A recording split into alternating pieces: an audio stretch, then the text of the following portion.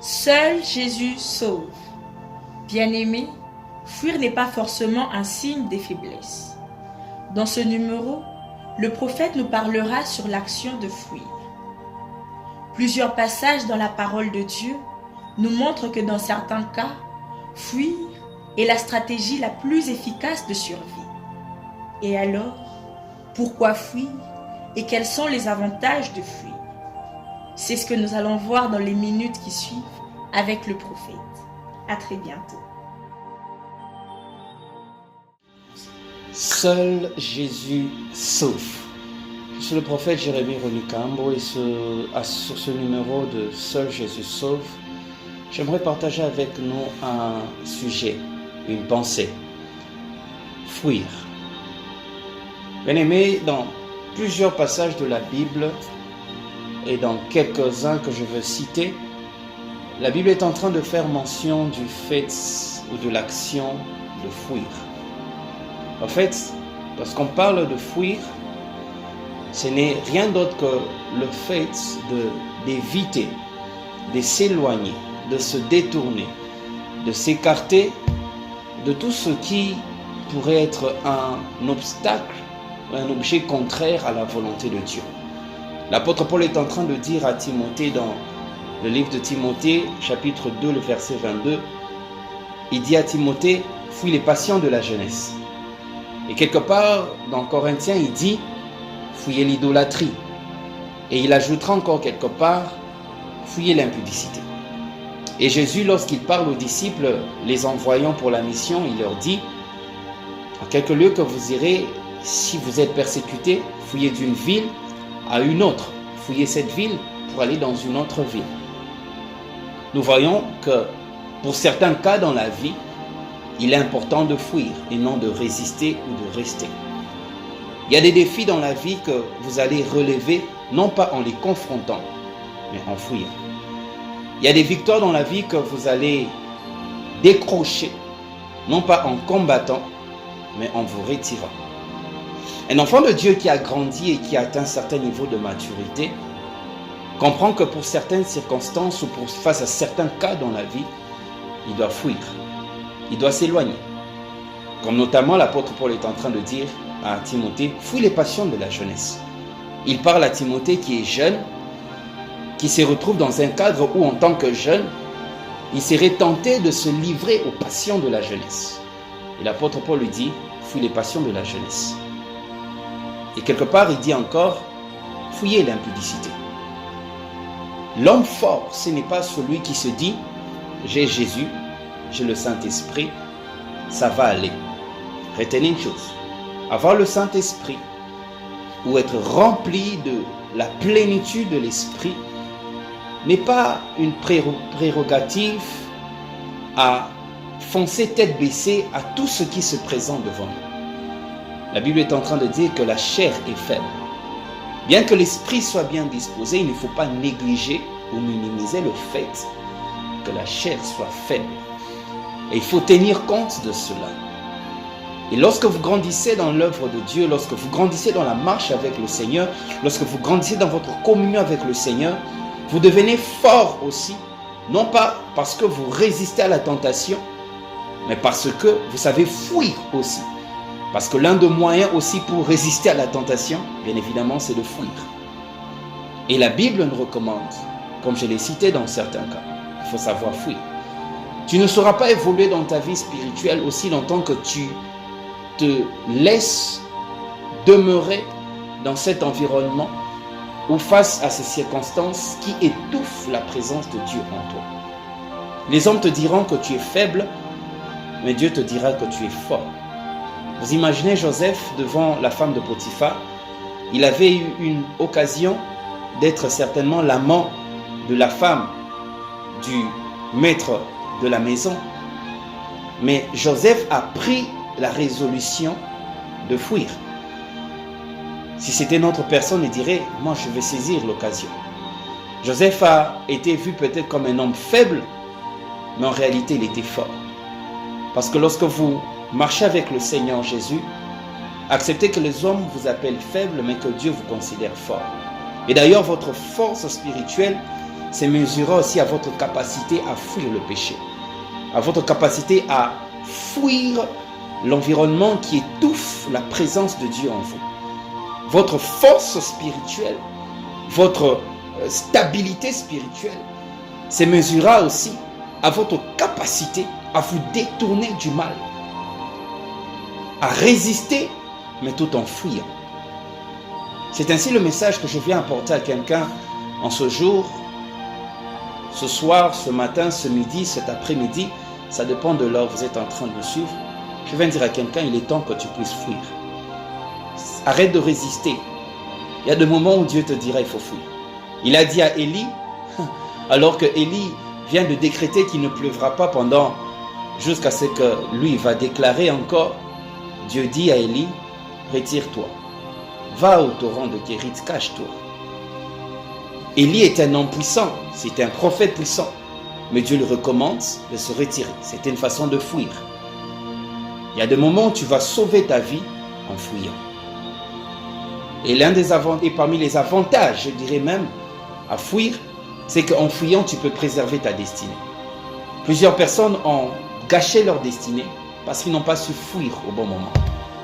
Si tu restes là, alors que tu dois fuir, tu risques de gâcher ta destinée en ce sens que cet homme qui te court toujours après et tu n'as pas la force, la capacité de dire non au sexe, tu vas céder et tu te retrouveras avec probablement une grossesse et ça risque de bouleverser le cours de ta vie.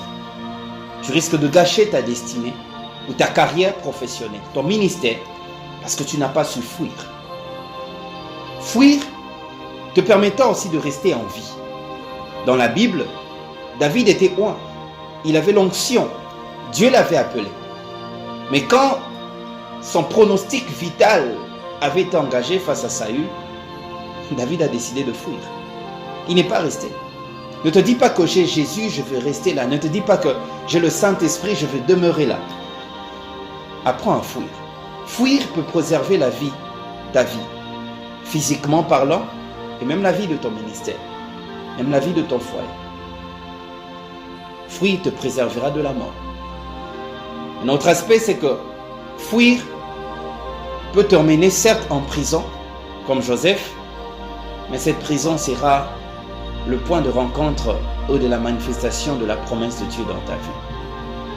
En fuyant, les gens peuvent te considérer comme coupable, mais sache que le Seigneur sait que tu n'es pas coupable. Ce soir, ce moment, je veux dire à quelqu'un, il est temps que tu puisses fuir. Fuir le péché. Fuir ces hommes, ces femmes qui t'emmènent loin du Seigneur. Fuir cet environnement.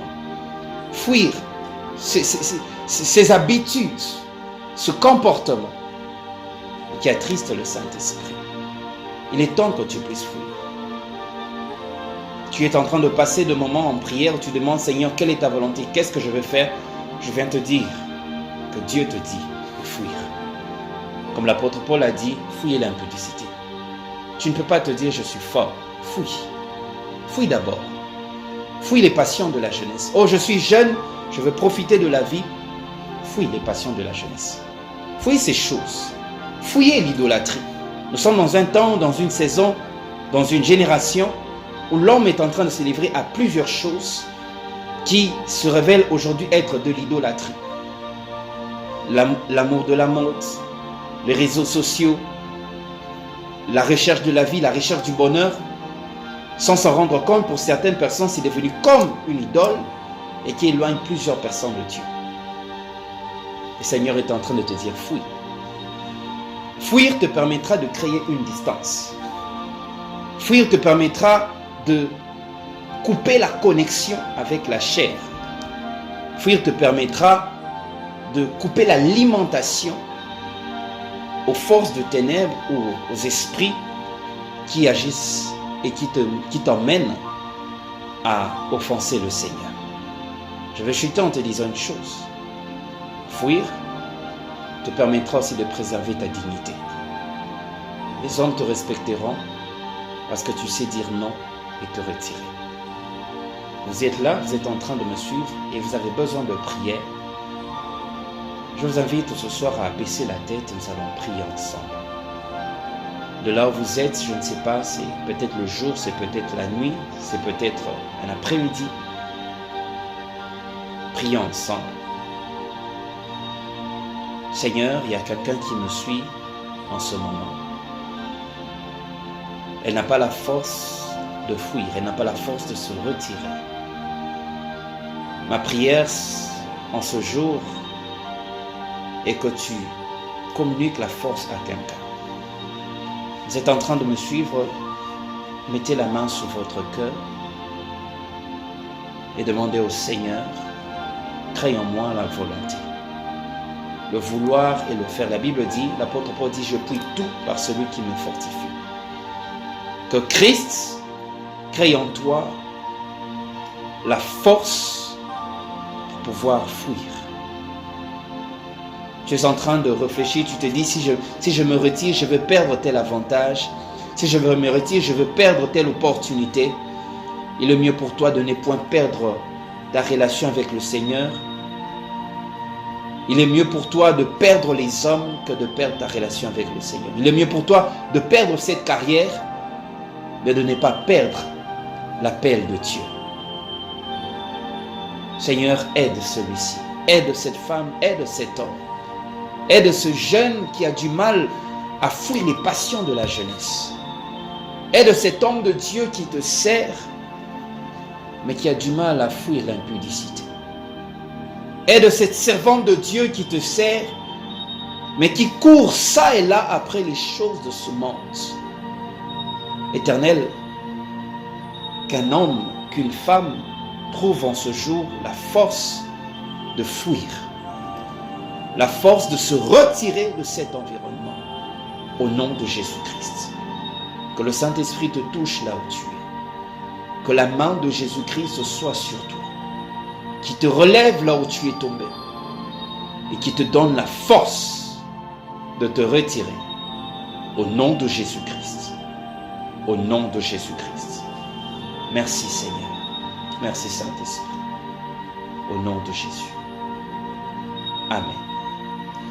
Que Dieu vous bénisse. Nous allons nous retrouver pour un prochain numéro. En attendant, vous avez été bénis par ce message.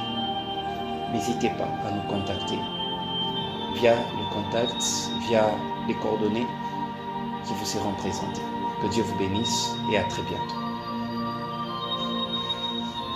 Vous avez été bénis par ce message. Vous voulez entrer en contact avec le prophète? Vous pouvez nous contacter via Facebook, prophète Jérémie Roni Kahambo, par mail jrkprophète@gmail.com, appel et message WhatsApp, plus 243 971 706 401. N'oubliez pas, seul Jésus sauve. Que Dieu vous bénisse.